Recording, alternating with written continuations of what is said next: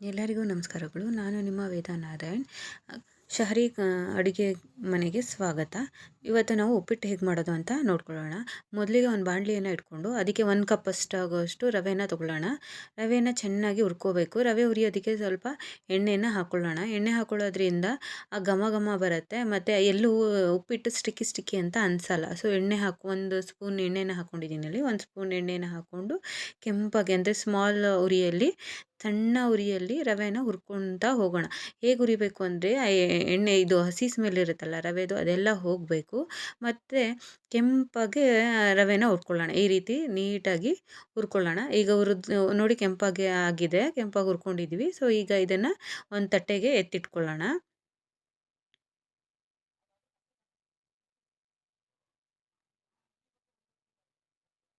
ಎತ್ತಿಟ್ಕೊಂಡಿದ್ದೀವಿ ಈಗ ಒಂದು ತಟ್ಟೆಗೆ. ಈಗ ಅದೇ ಬಾಣಲಿಗೆ ಒಂದು 6ರಿಂದ 7 ಟೀ ಸ್ಪೂನ್ ಆಗೋಷ್ಟು ಆಯಿಲ್ನ ಹಾಕ್ಕೊಳ್ಳೋಣ. ಎಣ್ಣೆ ಕಾದ ನಂತರ ಅದಕ್ಕೆ 2 ಚಕ್ಕೆ. ಈ ಚಕ್ಕೆನ ಹಾಕ್ಕೊಳ್ಳೋದ್ರಿಂದ ಉಪ್ಪಿಟ್ಟಿನ ಘಮ ಚೇಂಜ್ ಆಗುತ್ತೆ, ಮತ್ತು ಉಪ್ಪಿಟ್ಟಿಗೆ ಸ್ವಲ್ಪ ಟೇಸ್ಟು ತುಂಬ ಚೆನ್ನಾಗಿ ಬರುತ್ತೆ. ಇದರಿಂದ ಉಪ್ಪಿಟ್ಟು ತಿನ್ನಲ್ಲ ಅನ್ನೋರು ಕೂಡ ಉಪ್ಪಿಟ್ಟನ್ನ ತಿನ್ನೋಕ್ಕೆ ಇಷ್ಟಪಡ್ತಾರೆ. ಸಾಸಿವೆ ಹಾಕ್ಕೊಂಡೆ, ನೆಕ್ಸ್ಟು ಜೀರಿಗೆ ಹಾಕ್ಕೊಳ್ಳೋಣ. ನಂತರ ಅದಾದ ನಂತರ ಕರಿಬೇವಿನ ನಾನಿಲ್ಲಿ ಒಂದು ಇದನ್ನು ತೊಗೊಂಡಿದ್ದೀನಿ. ಅದಾದ ನಂತರ ಕಡಲೆಬೇಳೆ ಹಾಕೋಣ. ಕಡಲೆಬೇಳೆ ಹಾಕೋದ್ರಿಂದ ತುಂಬ ಚೆನ್ನಾಗಿ ಟೇಸ್ಟ್ ಬರುತ್ತೆ. ಕಡಲೆಬೇಳೆ ಹಾಕ್ಕೊಂಡು ಸ್ವಲ್ಪ ಮಿಕ್ಸ್ ಮಾಡ್ಕೊಳ್ಳೋಣ. ಎಣ್ಣೆಗೆ ಮಿಕ್ಸ್ ಮಾಡ್ಕೊಳ್ಳೋಣ. ನಂತರ ಇದಕ್ಕೆ ನಾನಿಲ್ಲಿ 4 ಮೆಣಸಿಕಾಯಿನ ತೊಗೊಂಡಿದ್ದೀನಿ. ನಿಮ್ಗೆ ಎಷ್ಟು ಬೇಕು, ಅಂದರೆ ನಾವು ಮನೇಲಿ ಯಾರು ಖಾರ ತಿನ್ನಲ್ಲ ಅನ್ನೋ ಕಾರಣಕ್ಕೆ ನಾನು 4 ಮೆಣಸಿಕಾಯಿನ ತೊಗೊಂಡಿದ್ದೀನಿ. ನಿಮಗೆ ಹೇಗೆ ಅನಿಸುತ್ತೆ, ಇನ್ನೂ 2 ಬೇಕಾದರೆ ಎಕ್ಸ್ಟ್ರಾ ಹಾಕ್ಕೋಬೋದು ಮೆಣಸಿನ್ಕಾಯಿನ. ನಂತರ ಈಗ ಈರುಳ್ಳಿ ಹಾಕೋತಾ ಇದ್ದೀನಿ. ಈರುಳ್ಳಿ ಹಾಕ್ಕೊಂಡು ಚೆನ್ನಾಗಿ ಆಯಿಲ್ಗೆ ಮಿಕ್ಸ್ ಆಗೋ ಥರ ಈ ರೀತಿ ಚೆನ್ನಾಗಿ ಮಿಕ್ಸ್ ಮಾಡ್ಕೋತಾ ಹೋಗೋಣ. ಈರುಳ್ಳಿ ಚೆನ್ನಾಗಿ ಬೇಯಿಂದರೆ ಏನಾಗುತ್ತೆ ಅಂದರೆ ಆ ಘಮ ತುಂಬ ಚೆನ್ನಾಗಿ ಬರುತ್ತೆ. ಹಸಿ ಇದ್ದರೆ ತಿನ್ನೋಕ್ಕೆ ಚೆಂದ ಅಂತ ಅನಿಸಲ್ಲ. ಹಾಗಾಗಿ ಎಣ್ಣೆಯಲ್ಲಿ ಚೆನ್ನಾಗಿ ಕೆಂಪಾಗೆ ಬರೋ ಹಾಗೆ ಫ್ರೈ ಮಾಡ್ಕೊಳ್ಳೋಣ. ನೋಡಿ, ಈ ರೀತಿ ನೀಟಾಗಿ 1-2 ಸಲ ಮಿಕ್ಸ್ ಮಾಡ್ಕೊಳ್ಳೋಣ.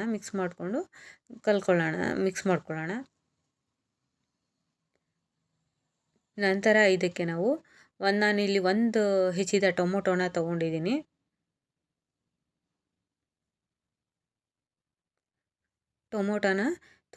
ಒಂದು ಟೊಮೊಟೊನ ನಾನು ತೊಗೊಂಡಿದ್ದೀವಿ. ನಿಮಗೆ ಏನಾದರೂ ಟೊಮೊಟೊ ಪ್ರಿಯರಿದ್ದರೆ ಟೊಮೊಟೊ ನಿಮಗೆ 1 ಅಥವಾ 2 ಹಾಕ್ಕೋಬೋದು. ಟೊಮೊಟೊನೂ ಕೂಡ ಉಪ್ಪಿಟ್ಟಿಗೆ ತುಂಬ ಚೆನ್ನಾಗಿ ಟೇಸ್ಟ್ ಕೊಡುತ್ತೆ. ನೋಡಿ, ಈಗ ಚೆನ್ನಾಗಿ ಟೊಮೊಟೊ ಹಾಕ್ಕೊಂಡು ಚೆಂದ ಮಿಕ್ಸ್ ಮಾಡ್ಕೊಳ್ಳೋಣ. ಈ ರೀತಿ ಚೆನ್ನಾಗಿ ಮಿಕ್ಸ್ ಮಾಡ್ಕೊಳ್ಳೋಣ. ನಂತರ ಈಗ ಅದಕ್ಕೆ, ಅಂದರೆ ಟೊಮೊಟೊ ಬೇಯಬೇಕಲ್ಲ, ಸೊ ಹಾಗಾಗಿ 1 ಚಿಟಿಕೆ ಅಷ್ಟು ಟೊಮೊಟೊ ಬೇಯೋಕ್ಕೆ ಎಷ್ಟು ಬೇಕೋ ಅಷ್ಟು ಚಿಟಿಕೆ ಅಷ್ಟು ನಾನಿಲ್ಲಿ ಉಪ್ಪನ್ನು ಹಾಕ್ಕೊಂಡಿದ್ದೀನಿ.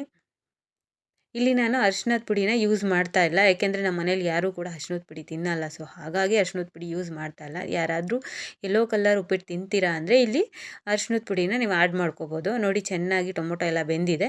ಈಗ ನಾನು 1 ಲೋಟ ರವೆನ ತೊಗೊಂಡಿದ್ದೀನಿ ಅಂತ ಹೇಳಿದ್ನಲ್ಲ. ಸೊ 1 ಲೋಟ ರವೆಗೆ ನಾನಿಲ್ಲಿ 2 ಲೋಟ, ಅಂದರೆ 1:3 ಇಲ್ಲಿ 3 ಲೋಟ ನೀರನ್ನು ತೊಗೊಂಡಿದ್ದೀನಿ. ಅಂದರೆ ನಾನು ನೀರನ್ನು ಮುಂಚೆನೇ ಬಾಯ್ಲ್ ಮಾಡಿ ಇಟ್ಕೊಂಡಿದ್ದೆ, ಆ ನೀರನ್ನು ಹಾಕ್ಕೊಂಡಿದ್ದೀನಿ. ಸೊ ಅದಾದ ನಂತರ ರುಚಿಗೆ ತಕ್ಕಷ್ಟು, ಅಂದರೆ ಉಪ್ಪಿಟ್ಟಿಗೆ ಎಷ್ಟು ಬೇಕೋ ಅಷ್ಟು ಉಪ್ಪನ್ನು ಹಾಕ್ಕೊಂಡು ಈ ರೀತಿ ಚೆನ್ನಾಗಿ ಮಿಕ್ಸ್ ಮಾಡ್ಕೊಳ್ಳೋಣ. ನೋಡಿ, ಈಗ ಕುದಿ ಬಂದಿದೆ. ಸೊ ನಾವು ಮುಂಚೆನೇ ಬಿಸಿ ಮಾಡ್ಕೊಂಡಿದ್ದರಿಂದ ವಿತಿನ್ ಸೆಕೆಂಡಲ್ಲಿ ಅದು ನೀರು ಕುದೀತಾ ಇದೆ. ಸೊ ಈ ಕುದೀತಿರೋ ನೀರಿಗೆ ಸ್ವಲ್ಪನೇ ಮಿಕ್ಸ್ ಮಾಡ್ಕೋತಾ ನಾವು ರವೆನ ಹಾಕ್ಕೊಳ್ಳೋಣ. ಮಧ್ಯದಲ್ಲಿ ಏನಾದರೂ ಗಂಟು ಬಂದರೆ ನಮಗೆ ತಿನ್ನೋಕ್ಕೆ ಚೆನ್ನಾಗಿ ಅನಿಸಲ್ಲ. ಆವಾಗ ಅರಳೋಕ್ಕೂ ಕೂಡ ತುಂಬ ಹಿಂಸೆ ಆಗುತ್ತೆ. ಸೊ ಹಾಗಾಗಿ ನಿಧಾನವಾಗಿ ನಾವು ರವೆನ ಹಾಕೋತಾ ಬರೋಣ. ನೋಡಿ, ಈ ರೀತಿ ಚೆನ್ನಾಗಿ ಕೈಯಲ್ಲಿ, ಅಂದರೆ ಸೌಟಲ್ಲಿ ಈ ಥರ ಚೆನ್ನಾಗಿ ಮಿಕ್ಸ್ ಮಾಡ್ಕೋತಾ ನಿಧಾನಕ್ಕೆ ಮಿಕ್ಸ್ ಮಾಡ್ಕೋತಾ ಬನ್ನಿ.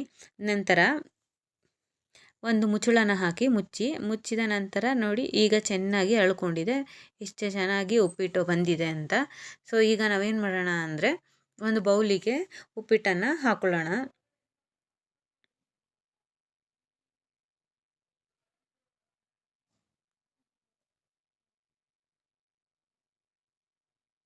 ಒಂದು ಬೌಲಿಗೆ ಈ ರೀತಿ ಉಪ್ಪಿಟ್ಟು ಹಾಕ್ಕೊಂಡು ತಟ್ಟೆಗೆ ಸರ್ವ್ ಮಾಡ್ಕೊಳ್ಳೋಣ.